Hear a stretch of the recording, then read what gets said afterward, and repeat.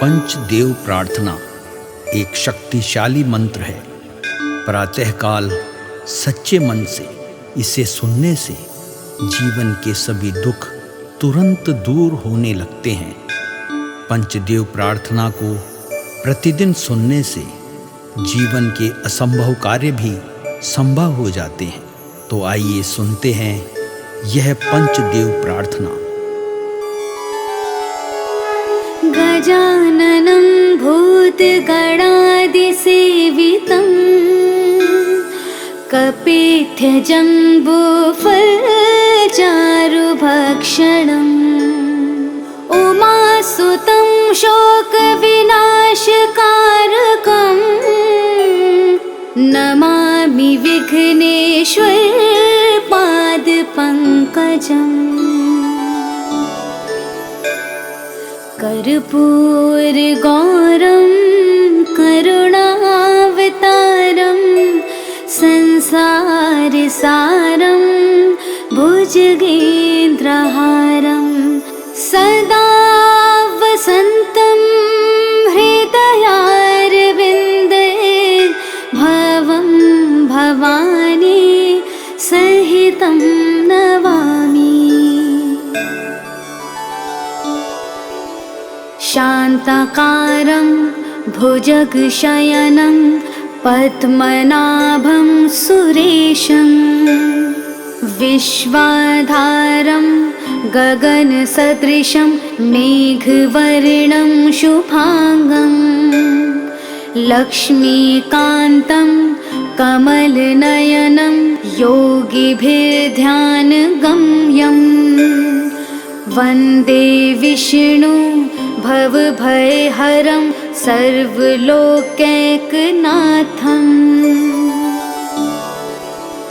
नीलाम्बुजश्यामलकोमलाङ्गं सीतासमारोपितवामभागं पाणो महासायकचारुचापं नमामि रामं रघुवंशनाथम्। मनोजवं मारुततुल्यवेगं जितेन्द्रियं बुद्धिमतां वरिष्ठं वातात्मजं वानुरयूथमुख्यं श्रीरामदूतं शरणं प्रपद्ये। करारविन्देन पादारविन्दं मुखारविन्दे विनिवेशयन्तं वटस्य पत्रस्य पुटेश्यानं बालं मुकुन्दं मनसा स्मरामि। या देवी सर्वभूतेषु शक्तिरूपेण संस्थिता नमस्तस्यै नमस्तस्यै नमस्तस्यै नमो नमः। नीलाञ्जनासमाभासं रविपुत्रं यमाग्रजं छायामार्तण्डसम्भुतं तं नमामि शनैश्चरम्। गजाननं भूतगणादिसेवितं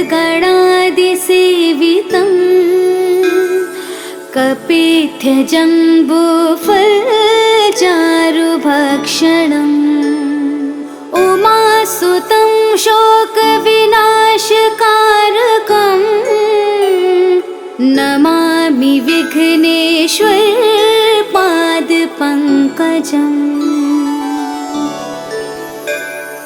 कर्पूरगौरं करुणावतारं संसारसारं भुजगेन्द्रहारं सदा वसन्तं हृदयारविन्दे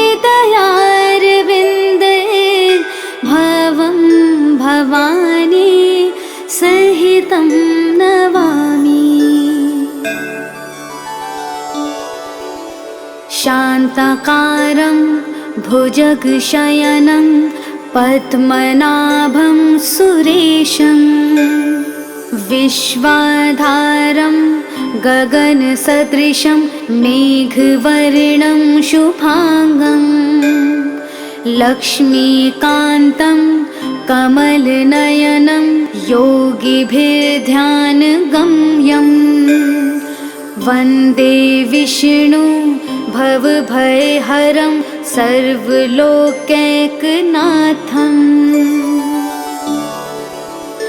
नीलाम्बुजश्यामलकोमलाङ्गं सीतासमारोपितवामभागं पाणो महासायकचारुचापं नमामि रामं रघुवंशनाथम् मनोजवं मारुततुल्यवेगं जितेन्द्रियं बुद्धिमतां वरिष्ठं वातात्मजं वानुरयोधमुख्यं श्रीरामदूतं शरणं प्रपद्ये करारविन्देन पादारविन्दं मुखारविन्दे विनिवेशयन्तं वटस्य पत्रस्य पुटेश्यानं बालं मुकुन्दं मनसा स्मरामि। या देवी सर्वभूतेषु शक्तिरूपेण संस्थिता नमस्तस्यै नमस्तस्यै नमस्तस्यै नमो नमः। नीलाञ्जनासमाभासं रविपुत्रं यमाग्रजं छायामार्तण्डसम्भुतं तं नमामि शनैश्चरम् गजाननं भूतगणादिसेवितं कपिध्यजम्बूफलचारुभक्षणम् उमासुतं शोकविनाशकारकं नमामि विघ्नेश्वरपादपङ्कजम् कर्पूरगौरं करुणावतारं संसारसारं भुजगेन्द्रहारं सदा वसन्तं हृदयारविन्दे भवं भवानी सहितं नमामि। शान्ताकारं भुजगशयनं पद्मनाभं सुरेशं विश्वाधारं गगनसदृशं मेघवर्णं शुभांगं लक्ष्मीकान्तं कमलनयनं योगिभिर्ध्यानगम्यं वन्दे विष्णु भवभयहरं सर्वलोकैकनाथं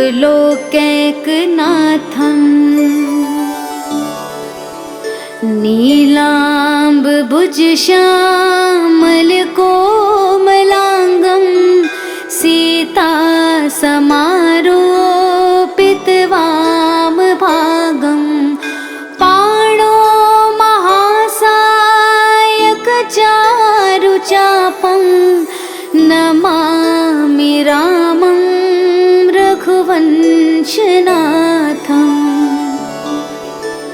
मनोजवं मारुततुल्यवेगं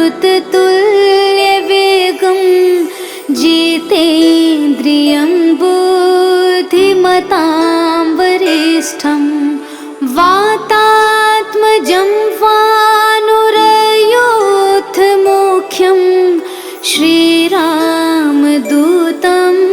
शरणं प्रपद्ये। करारविन्देन पादारविन्दं मुखारविन्दे विनिवेशयन्तं वटस्य पत्रस्य पुटेश्यानं बालं मुकुन्दं मनसा स्मरामि। या देवी सर्वभूतेषु शक्तिरूपेण संस्थिता नमस्तस्यै नमस्तस्यै नमस्तस्यै नमो नमः।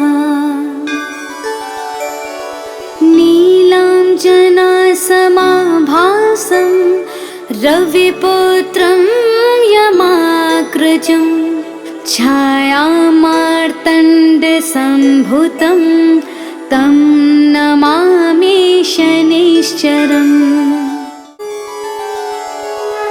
गजाननं भूतगणादिसेवितं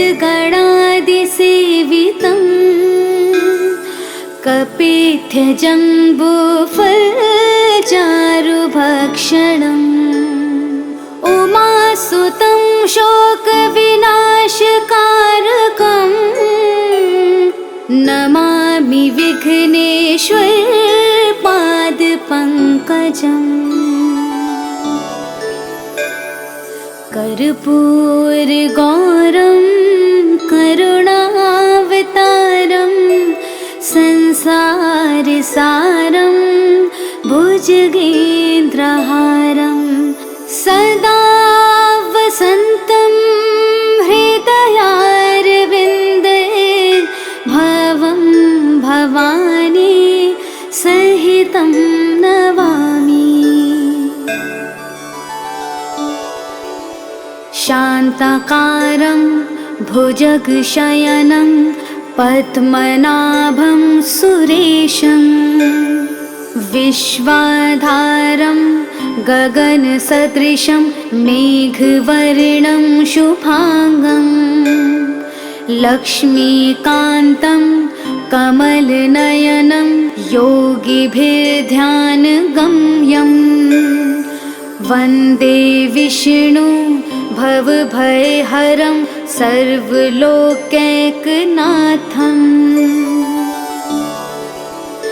नीलाम्बुजश्यामलकोमलाङ्गं सीतासमारोपितवामभागं पाणो महासायकचारुचापं नमामि रामं रघुवंशनाथम्। मनोजवं मारुततुल्यवेगं जितेन्द्रियं बुद्धिमतां वरिष्ठं वातात्मजं वानुरयोऽथमुख्यं श्रीरामदूतं शरणं प्रपद्ये। करारविन्देन पादारविन्दं मुखारविन्दे विनिवेशयन्तं वटस्य पत्रस्य पुटेश्यानं बालं मुकुन्दं मनसा स्मरामि। या देवी सर्वभूतेषु शक्तिरूपेण संस्थिता नमस्तस्यै नमस्तस्यै नमस्तस्यै नमो नमः। नीलाञ्जनासमाभासं रविपुत्रं यमाग्रजं छायामार्तण्डसम्भुतं तं नमामि शनैश्चरम्। गजाननं भूतगणादिसेवितं कपित्थजम्बूफलचारुभक्षणम्। उमासुतं शोकविनाशकारकं नमामि विघ्नेश्वरपादपङ्कजम्। कर्पूरगौरं करुणावतारं संसारसारं भुजगेन्द्रहारं सदा वसन्तं हृदयारविन्दे भवं भवानी सहितं नमामि। शान्ताकारं भुजगशयनं पद्मनाभं सुरेशं विश्वाधारं गगनसदृशं मेघवर्णं शुभांगं लक्ष्मीकान्तं कमलनयनं योगिभिर्ध्यानगम्यं वन्दे विष्णु भवभयहरं सर्वलोकैकनाथम्।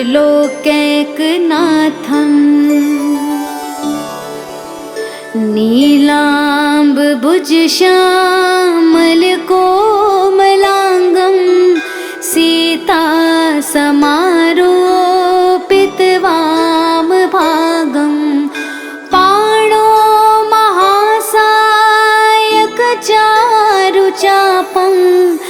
नमामि रामं रघुवंशनाथम्। मनोजवं मारुततुल्यवेगं जितेन्द्रियं बुद्धिमतां वरिष्ठं वातात्मजं वानुरयोधमुख्यं श्रीरामदूतं शरणं प्रपद्ये। करारविन्देन पादारविन्दं मुखारविन्दे विनिवेशयन्तं